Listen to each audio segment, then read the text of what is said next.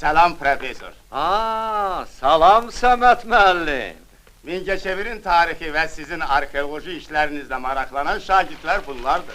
Salam mənim əziz balalarım. Salam profesör.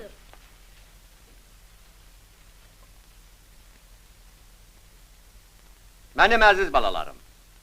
Mingəçevir arxeoloji cəhətdən də çox maraqlı bir yerdir. Biz burada qazıntı işləri apardığımız zaman qədim yaşayış yerlərinə və müxtəlif qəbirlərə rast gəlirik. Bu yaşayış yerlərinin çox maraqlı bir tarixi vardır. Gedək balalarım. Ona bak, benze bak.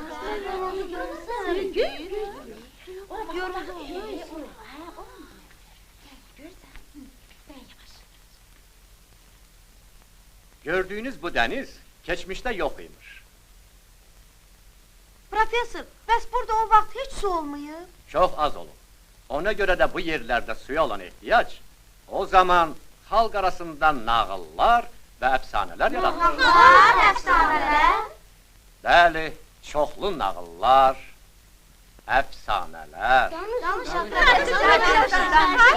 Mənim əziz balalarım, belə deyirlər ki, qədim zamanda bu yerlərdə Eldoslu adlı bir alim və Simnar adlı zalim bir xan yaşayır.